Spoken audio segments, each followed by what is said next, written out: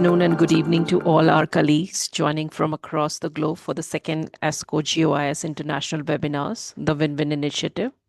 It's a great honor to be part of this truly global gathering committed to advancing equitable, high-value cancer care. Thank you, Professor Dr. El-Zawawi, Professor Dr. Kerr, Professor Dr. Nkorochi, and Professor Dr. Nugwa for setting such a powerful scientific foundation. Your insights on the still widely untapped landscape of radiotherapy and allied sciences reminded us how much potential remains untapped, specifically when we bring together smart science collaboration and value-based thinking.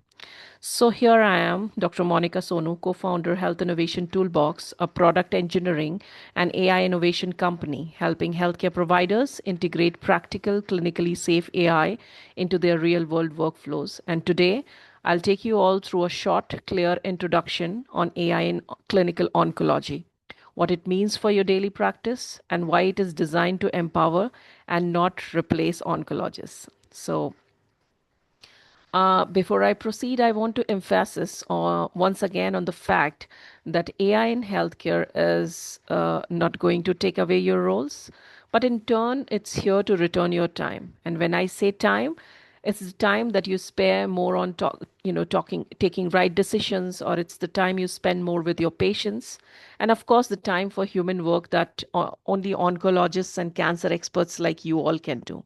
And in the next 10 minutes, my aim is to make this topic clearer, grounded, and clinically relevant, specifically for busy oncologists who want to understand what is truly happening in this space and not what the headline sells, and how AI can fit into real oncology workflows, whether you're practicing in Nairobi or Cairo or Amsterdam or Boston, it doesn't matter.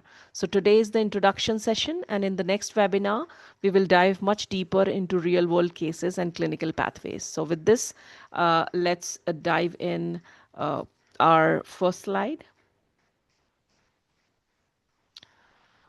So when we talk about AI today, it can sometimes feel sudden or overwhelming to many doctors and experts in the medical field. But in reality, this evolution has been steady and evidence-based, as you all can see in the timeline. The history goes back to 1950s, where we started with simple rule-based systems decades ago, which could barely assist at that point of time. And then, if you can see, there came a digital era where your electronic medical records, PACS systems, digital pathology, all these, basic digital foundation, they gave us not only the digital foundation, but the data foundation.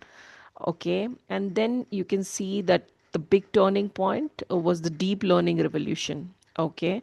And when this is the point where machines finally learned how to interpret complex images with reliability. And then the last few years, specifically, post-COVID era, when the digital adoption just skyrocketed, AI systems have shifted from research labs into actual cancer centers.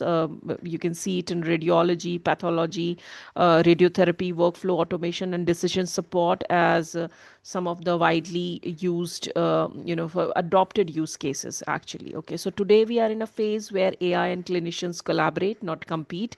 And AI is not new, but much more clinically mature now. And, we can say that. Okay. So moving on to the next slide, we go on how AI supports oncologists. So in the clinical world and on the flows where actual human-to-human interactions takes place, what matters is definitely not the technology, okay, but it's whether it eases your day, it eases your work, and the daily operations. So by now we have well-researched evidences on how across the cancer care, entire spectrum of cancer care, actually AI is starting to remove friction from daily workflows, how it helps doctors to catch subtle findings quickly, how it speeds up the area of work that used to take hours. One of the best examples could be radiotherapy contouring. So not only this, AI gives you early warnings on complications or toxicity, so that you can intervene proactively for that case. And yes, it leads to a lot of proactive interventions as well. So these were some of the use cases from the clinical side. When we talk about the other side, which is the operational side, which is equally important, and I would say rather, which is much more non-riskier in comparison to the clinical ones, is to integrate things where AI takes away administrative loads. Say, for example, the summaries, the documentations, the board preparations, pre-authorizations. These tasks consumes a lot of mental bandwidth and human level repetitions. So just think of AI as a system that clears the clutter so that all of you can focus on the parts of the care that truly matters for you, or a part of the care that requires the true oncologist's mind. Okay. So let's move on to the next slide, which is AI augments oncologist lead. Okay. So uh, I have interacted with many medical professionals in my career, and specifically medical students, the new medical students, the graduates globally. And one concern that often comes up is, will AI replace us? So my answer is absolutely no. And more so, if we specifically speak about the domain like cancer, because cancer care is not something like a pattern matching domain. It's a highly complex domain, okay, in the medical sciences itself. So it needs your judgment, it needs nuance, it needs empathy, in the decision making process, and it's a long process. Okay. So AI is going to help with the repetitive mechanical part of the work, but it definitely cannot replace clinical reasoning, conversations that you do one to one with your patients, or the complex decisions that all of you take, which involves things like comorbidities, biology, human factors, etc.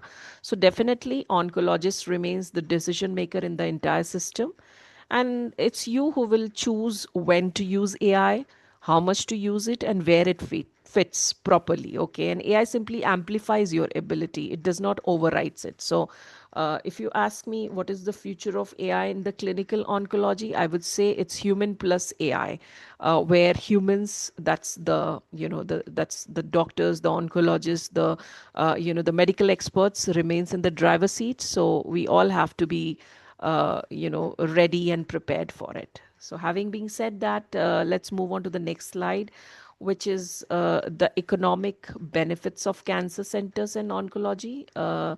Oncologists. We have already discussed a bit about it. So, beyond clinical value, there is also a very practical operational side of AI, because AI has proven to improve efficiency across cancer centers. It has proven to reduce errors, speed reporting, and improving planning workflows, which directly lowers the overall, costs.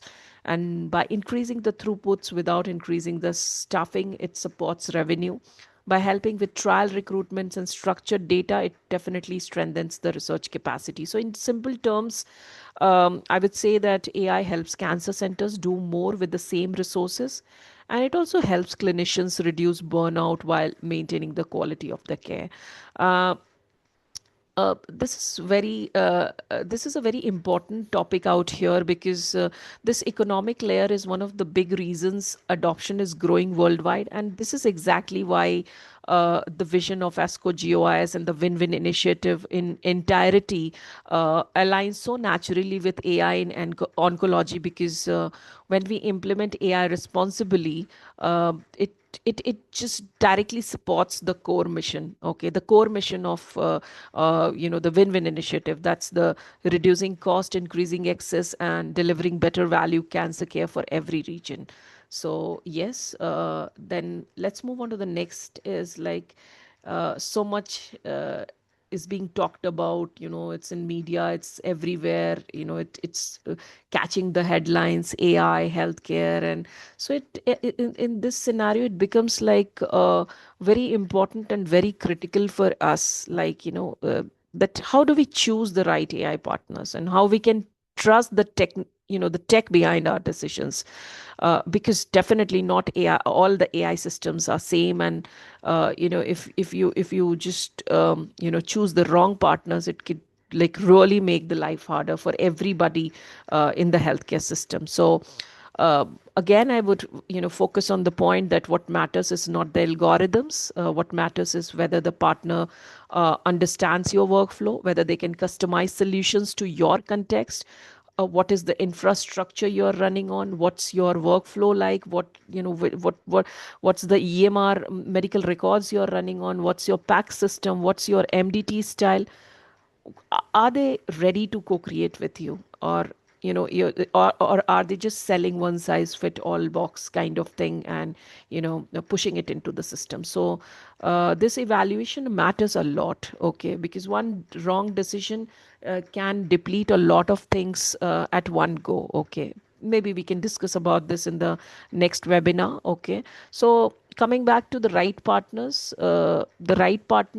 could be the one who integrate smoothly, reduce the cognitive load, reduces manual burden, and fix into the existing rhythm of the work, like what you're doing. If they can just come into the picture and just design something that's best for the workflows that you follow.